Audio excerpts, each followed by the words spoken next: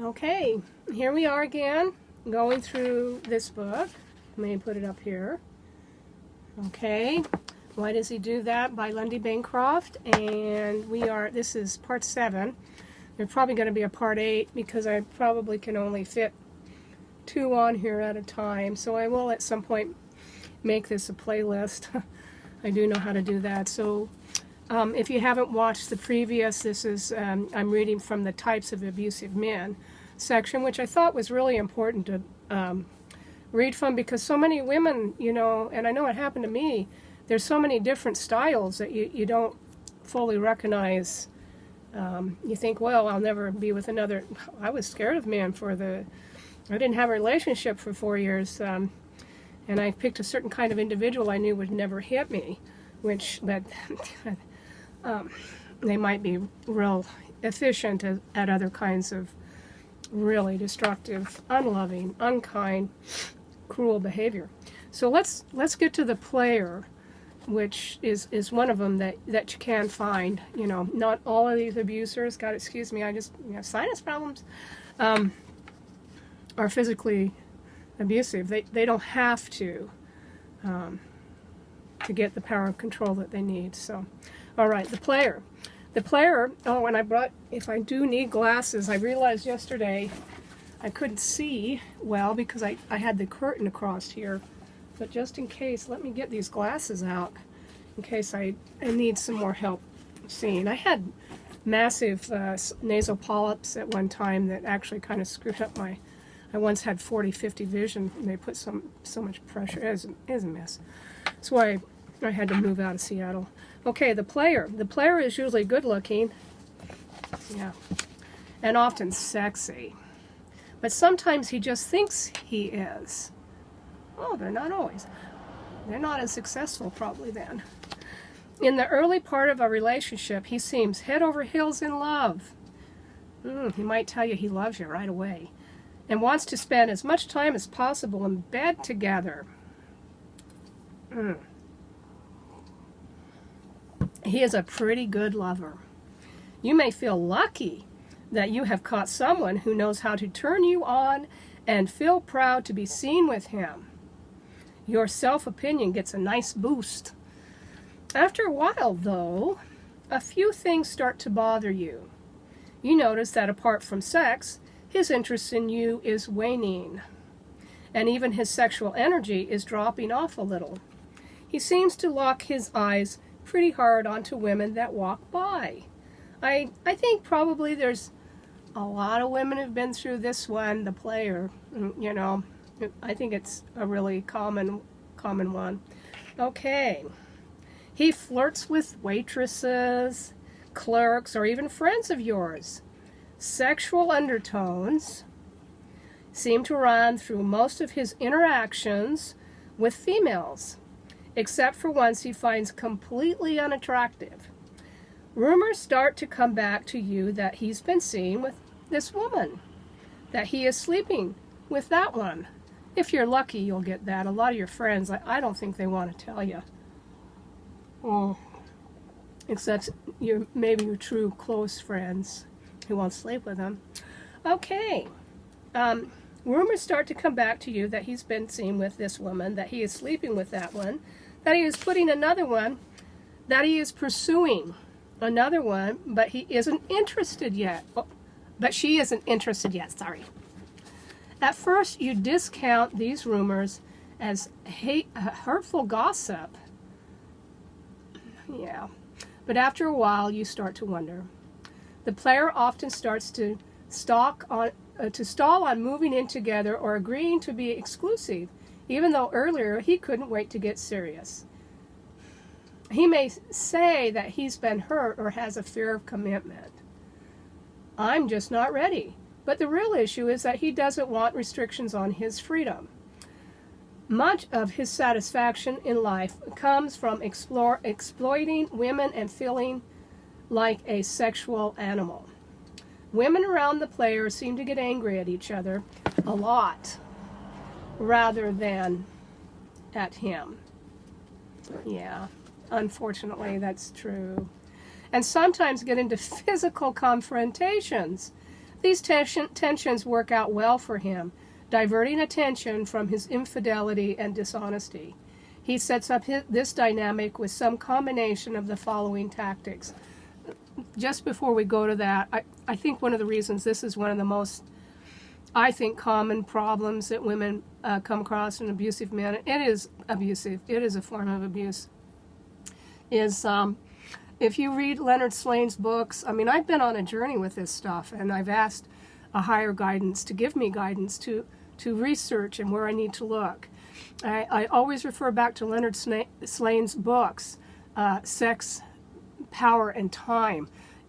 He has a theory in there, and really the male, when we became the species that we are, they didn't have to change so much. The female did.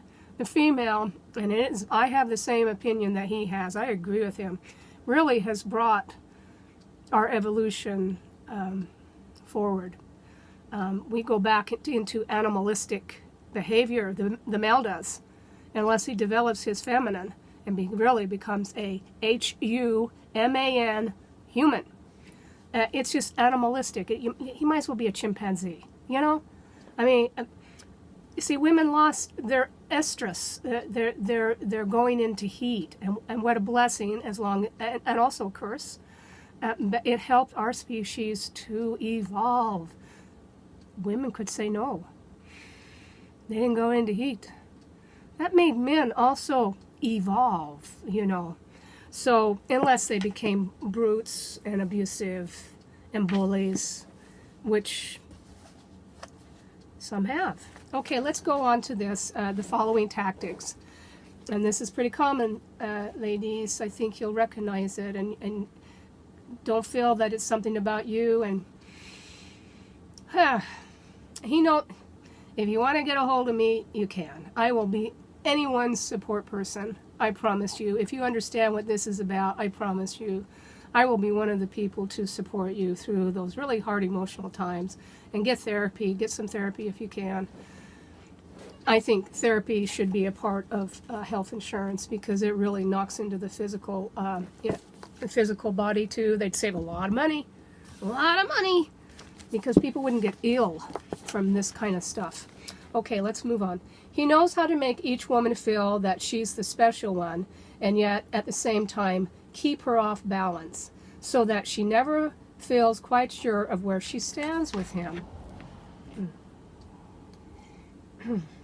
He tells each one that the others are lying about their involvement with him because they are jealous of her, or because he turned them down, or because he used to be involved with them but isn't anymore.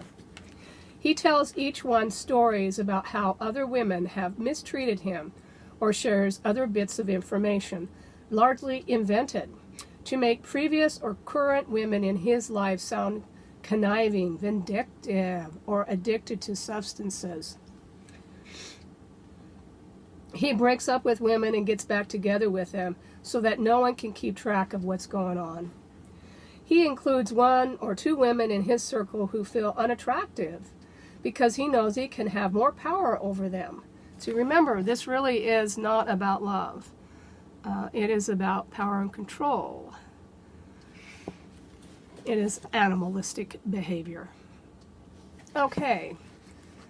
And one of the ways that we're going to move forward as a species is that women are going to become more educated to this. As we have brought the species forward, we're going to do it again.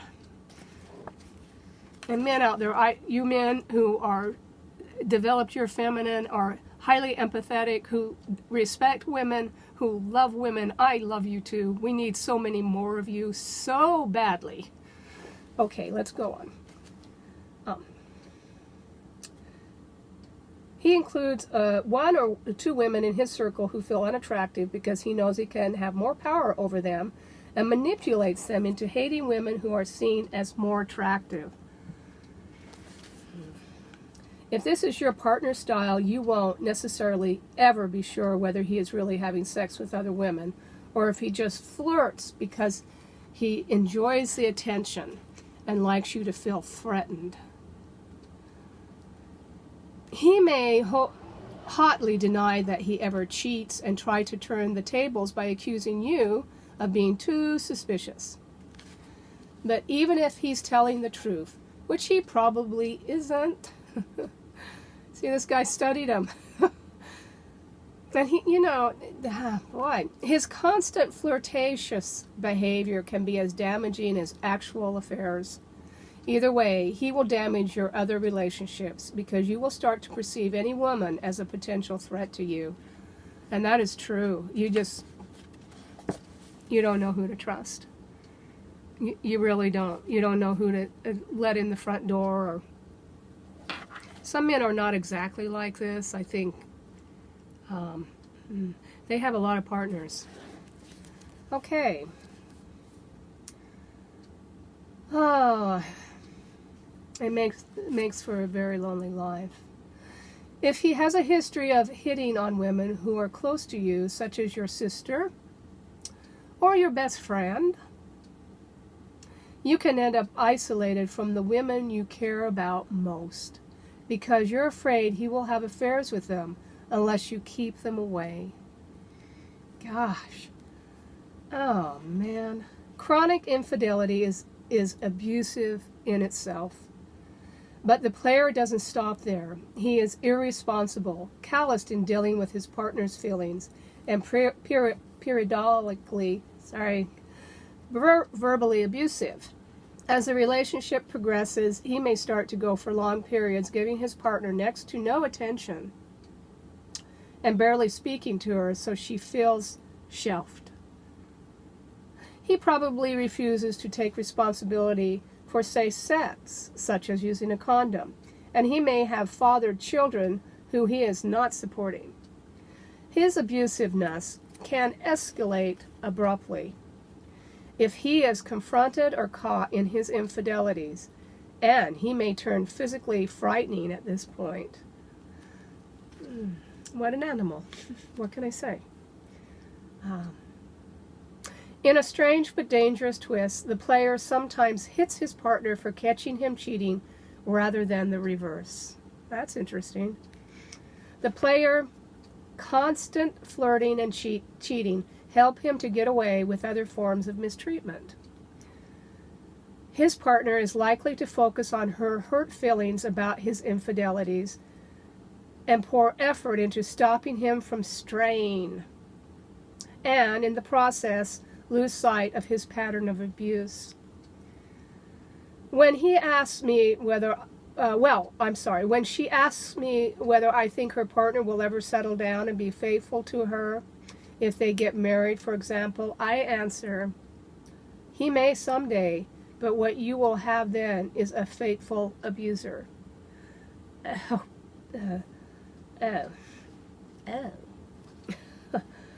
His promiscuity is a symptom of a deeper problem. I see. He is incapable of taking women seriously as human beings rather than as playthings. With that mindset, he'll be a destructive partner whether he cheats or not. I don't know why that kind of personality would reform either,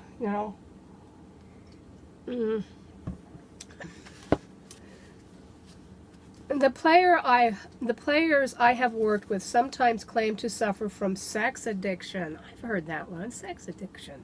Wow. And join Sex and Love Addicts Anonymous, which they may discover is a good place to pick up women. But sex addiction doesn't cause dishonesty, verbal abusiveness, or intimidating behavior.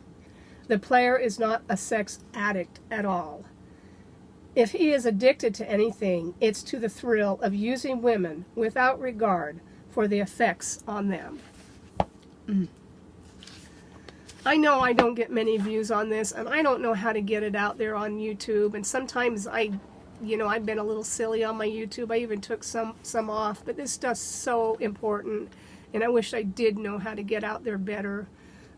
My Facebook is tied to my work, so I don't want to put it there. So I do have one, it's the Evolutionary Arts guy, and I have called in before, that, you know, it even comes up there. He's wonderful. He has live discussions, and I've called in a couple times, and I think I will, because at least it's a platform to get some of this information out. It's so needed. And okay, here I'm at 15 minutes, worried about my time. You know, I can see today. As long as I can see, I'll do 3. If not, I'll just do 2. The central attitudes driving the player are: women were put on this earth to have sex with men, especially me. Women who want sex are too loose, and women who refuse sex are too uptight. It's not my fault that women find me irresistible. This is a word-for-word quotation from a number of my clients. It's not fair to expect me to refuse temptation when it's all around me. Women seduce me sometimes, and I can't help it. If you act like you need something from me, I am going to ignore you. And that is a form of abuse. It really, truly is. I'm in this relationship when it's convenient for me and when I feel like it. I'd rather still live with someone like that. Okay. Women who want the non-sexual aspects of themselves appreciated are bitches. If you could meet my sexual needs, I wouldn't have to turn to other women. I think that's probably one they use a lot, you know. Okay, that's the player, and I think he's an incredibly common one. This is why I say these things are not even recognized as abuse in our culture. They are hurtful. They hurt women. They hurt you. They emotionally hurt you. They emotionally upset you. They keep you from having happiness and you know, positivity in your life. You know, you can get, you know, not fun. Fill your life up of other things, for sure. Okay, now we come to Rambo. I was with a Rambo, and I will say it here, and I know my children will probably watch this. He absolutely was a Rambo. I have never, one of the things I learned when I went to therapy, I have never had a healthy relationship. God. But how could I? How could I? With my background, it was severe. It really was, and we don't need to go into that. But when I did leave, I didn't like the drinking. They'll know who I'm talking about probably. That man made a point when I was divorcing him to tell me he was put in jail because he threatened to slit the throat of my psychologist. And so it upset someone so bad, they called the police. And of course, when I had severe health problems and 6 months pregnant, this is the truth, friends. He threatened to slit my throat if I took his child out of state. Little did I know at the time, I had sole custody. I could have just left. I had no idea. But when I was pregnant with my last child, I was afraid because of the duress I went through with that man. And it continued, and it continued, and it continued. And this is someone I thought even after our marriage ended, and there were reasons that marriage ended, he would still be my friend. We just were not in sync with lifestyles. So that the mask came off. The mask came off. You don't threaten to slit people's throats. That is not how you work things out. So I want that known, because so many people in my family, maybe even my children, blame me for everything. And there were good reasons. The only thing that happened to me is I kept looking for the same type of individual to feel a love in my life. And it's not going to happen. Not going to happen from those kind of people. So I went from one kind of abuser to the next. Basically, that's what a lot of women are going through. And yeah, you can choose whether you stay or go. So, okay, here's Rambo. Rambo is aggressive with everybody, not just his partner.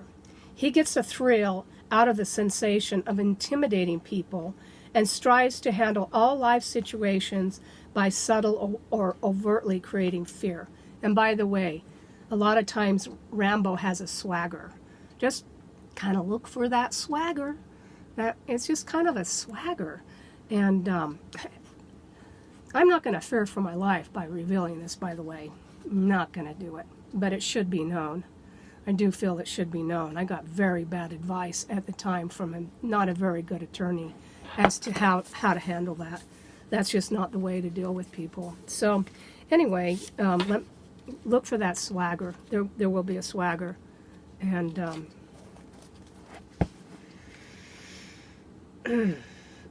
I was raised to be very accommodating and the man is the leader, and a very, very extremely submissive.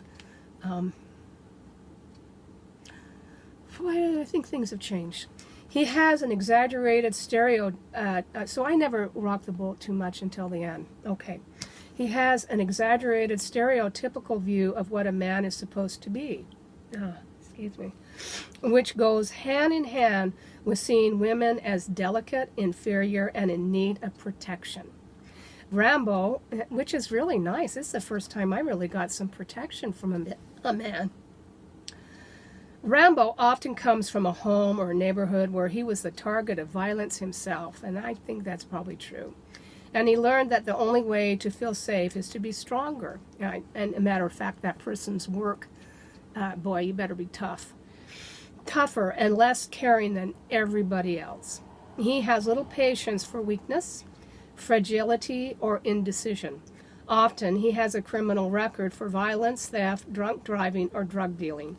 That's not true of that individual. Now, I don't know about DUIs. I think that very well could be a possibility. They're probably, in my opinion, an alcoholic. So it's very hard to tell what a person is when they are a drinker. When they quit drinking, they might be a different person. It's really hard to tell that. Okay, early in a relationship, Rambo is likely to be loving and kind to his partner.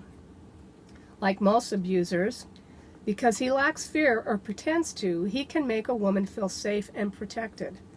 This style of abuser can therefore be particularly appealing to a woman who comes from a violent home herself, or to one who is in the process of leaving another abusive relationship. Rambo can make you feel as though his aggressiveness would never be directed towards you, because he loves you. He wishes to look after your safety as if you were his daughter. He enjoys the role of protector, feeling like a gallant knight. However, he lacks respect for women. Yeah. I know that person, actually, they may have had another child somewhere else, and they threatened to, I'm not positive, slit that person's throat and throw them in a ditch. So, if I would have been smarter, you think people are just talking tough? Maybe not. Maybe not. So I don't think that person pursued paternity, maybe because of that. So, this is not good ways to deal with people. And listen, I knew that before we got married. I was just I know where women are when they don't understand these things. You think they're just talking tough. They may not be talking tough. So, okay, it's not a way to talk to people. It really isn't. It's not a way to talk to people. Threaten their lives, threaten to murder them. Okay.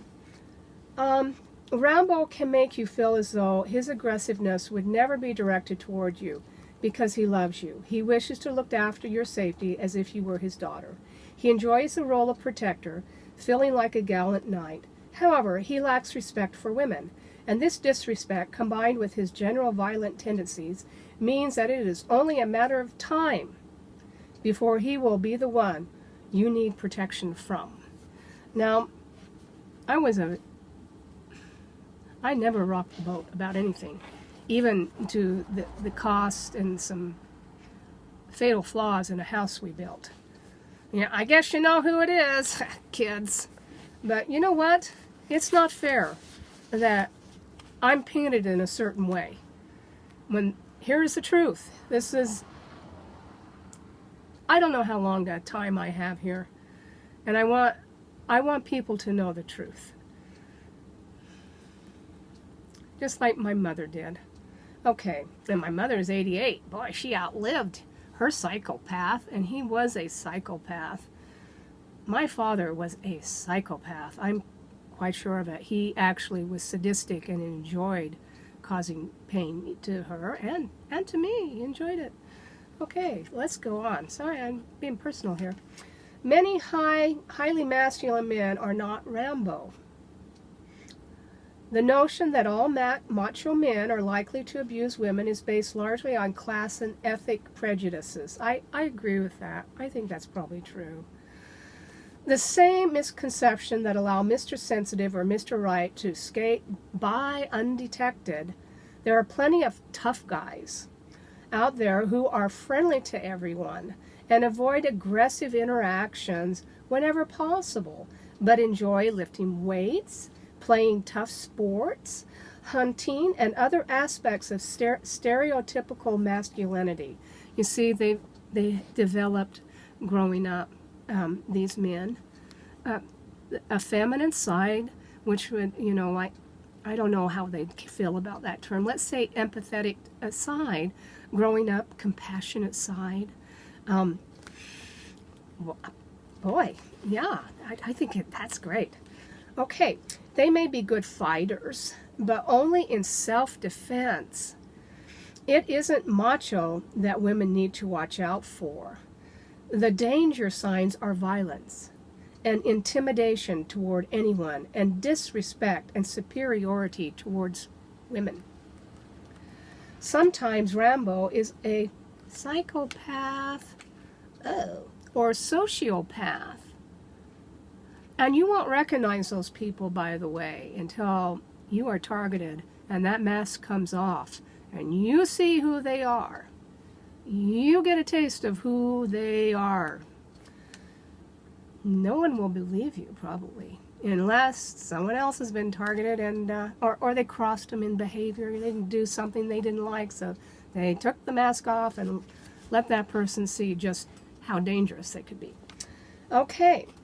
Sometimes Rambo is a psychopath or sociopath, which can make him all the more emotionally abusive and in some cases physically abusive as well. Later we will take a look at psychopaths and other mentally disordered abusers. Lots of good information in this book. The central attitudes driving Rambo are strength and aggressiveness are good. Compassion and conflict resolution are bad. Anything that could be even remotely associated with homosexuality, including walking away from possible violence or showing any fear or grief, has to be avoided at any cost. Femaleness and femininity, which he associates with homosexuality, are inferior. Women are here to serve men and be protected by them. Men should never hit women because it is unmanly to do so. However, exceptions to this rule can be made for my own partner if her behavior is bad enough. Men need to keep their women in line. You are a thing that belongs to me, akin to a trophy. Okay. I'm still going to post this, and my children may watch this, and so there is the truth. And let's go on to victim. We're at 30 minutes. I think I'll go ahead and read that. And then we'll be...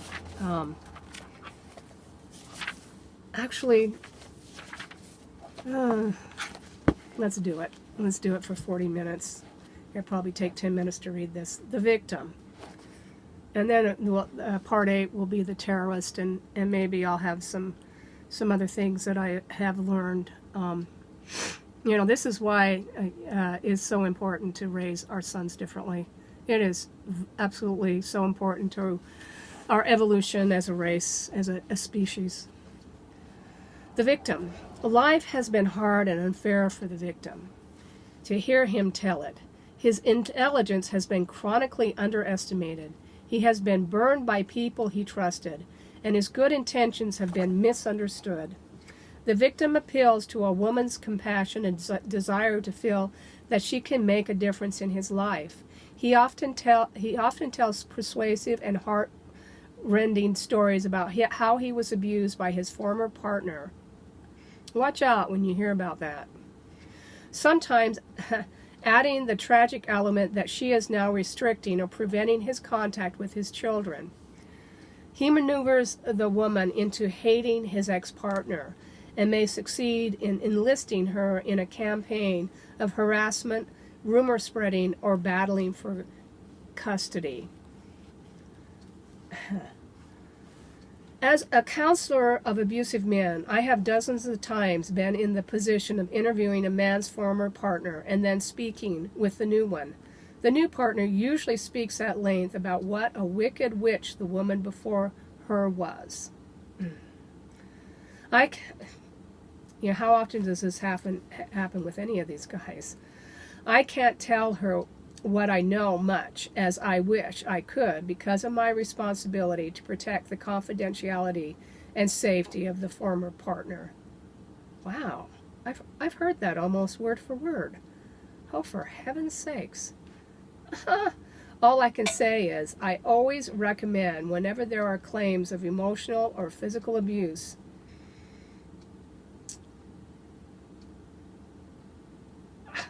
I'm sorry, I just got to... Okay, I'll go on. I'll look at that later. I didn't remember that. Oh, okay. All I can say is I always recommend whenever there are claims of emotional or physical abuse that women talk to each other directly and not just accept the man's denial.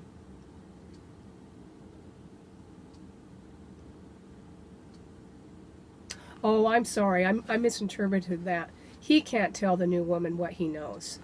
So, but I've heard those terms from someone who professed to have been cruelly treated by other women. And they have a lot of women problems, a lot of relationships, problems with the daughters of theirs, that kind of thing. Not the sons. The sons are real special. Women sometimes ask me, but what if a man I am dating really was victimized by his former girlfriend? How can I tell the difference? Here are some things to watch for. Now this will be good, so you know.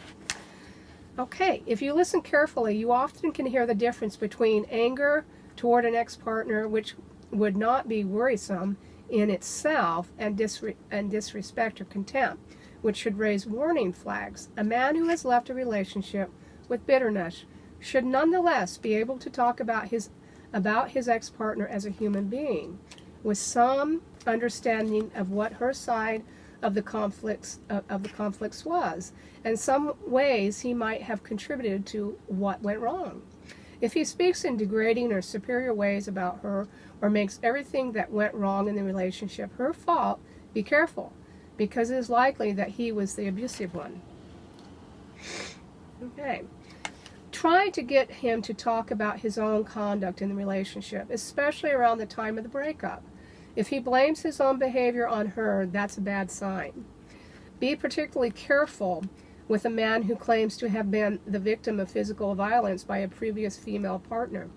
The great majority of men who make such claims are physical abusers.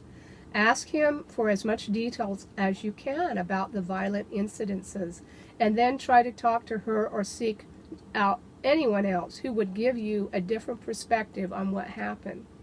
Watch for warning signs of abusiveness. And he refers to chapter 5. So there's another thing to look at in this book, if you get it, is to go there and really the red flags you should be watching for. Don't ignore them. Pay attention to how he talks and thinks about abused women.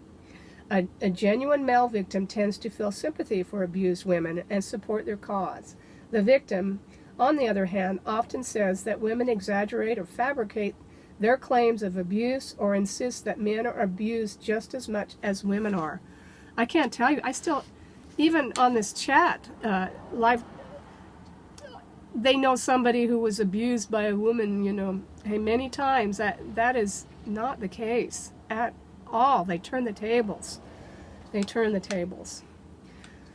The victim may adopt the language of abuse victims, claiming, for example, that his ex-partner was focused on power and control. As I said, they turned the tables.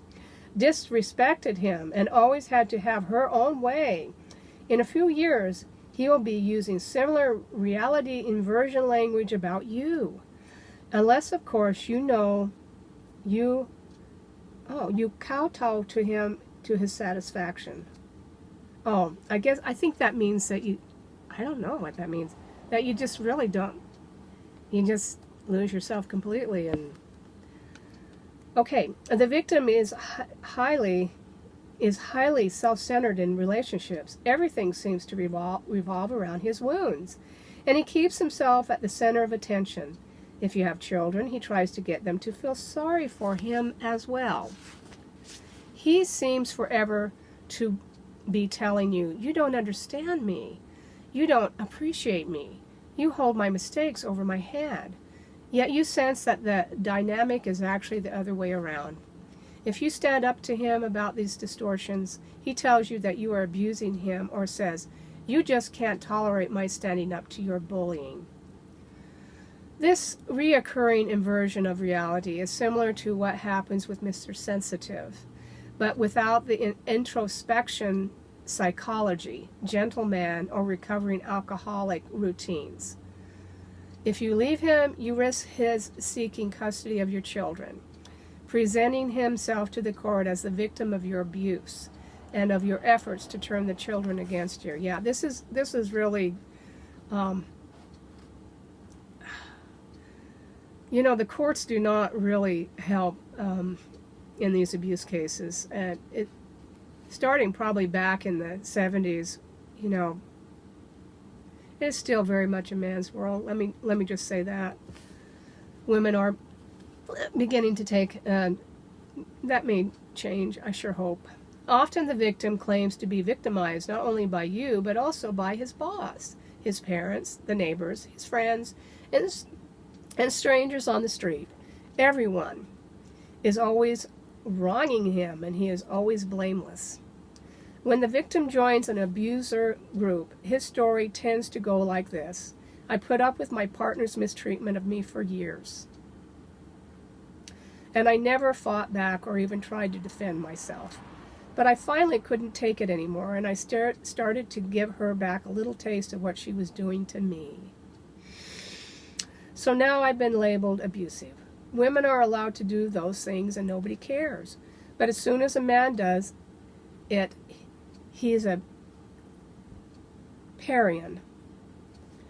This line of reasoning many times develops into a discussion of how men are the victims of women overall in society. Ah, God. Yeah.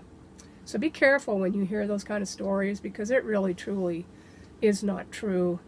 Really, as I said, if you go read Leonard Slane's book, I think he pretty well hit it on the nose on how we actually kind of develop. Women are really nurturers, the nurturer, the gatherers. We just don't have some things in our nature. That's why if men are more of the hunter-killers and the protectors. But so you've got to look at those things. There's different, men and women really are different, although we do have the masculine and feminine inside of us. But really, women, pay attention to those stories. The guys that watch this may say, oh, what a bunch of crap. They may have something to learn. Okay. All right. This line of reasoning many times develops into a discussion of how men are the victims of women overall in society. Watch out for that. Because women run the world. This is a startling distortion, given which gender actually dominates almost all legislature. Listen to this, please. Okay? Given which gender actually dominates almost all legislatures, police departments, judgeships, businesses, and so on. When I point out this reality to the victim, he describes a kind of paranoid fantasy in which women are behind the scenes secretly pulling the strings, largely by getting men to feel sorry for them. His capacity for turning things into their opposites in this way is a central cause of his abusiveness. So watch out for that one. If you are involved with the victim and want to escape his abuse, you may find that you feel guilty toward him, despite his treatment of you, and have difficulty ending the relationship as a result. You may feel that because his life has been so hard, you are reluctant to add to his pain by abandoning him. You may worry that he won't take care of himself if you leave, that he will wither away from depression, won't eat or sleep, or might even try to kill himself. I think a lot of abusers actually do play the victim role when it suits them, it's effective. The victim knows how to present himself as helpless and pathetic so that you will find it harder to take your own life back. The central attitudes driving the victim are, everybody has done me wrong, especially the women I've been involved with, or me. When you accuse me of being abusive, you are joining the parade of people who have been cruel and unfair to me. It proves you're just like the rest.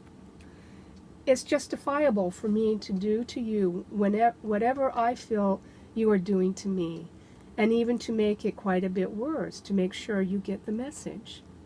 Women who complain of mistreatment by men, such as relationship abuse or sexual harassment, are anti-male and out for blood. I've had it so hard that I'm not responsible for my actions. Wow. Okay, well, we've gone long today, and I will have another part 8 to this, and I will put it on the playlist. And please forgive me. As I said, I'm not a professional. Maybe someday I'll, get better at this, get some editing equipment, and that might be a couple years. In my present situation, I need to hold on to my will. Anyway, I won't go on about that. But anyway, listen, I hope this helps somebody. It certainly helps me just to be a vehicle to help bring this information to the forefront. I don't think it's brought out into the open enough. And I'll see you on the inner. Fill you in my heart.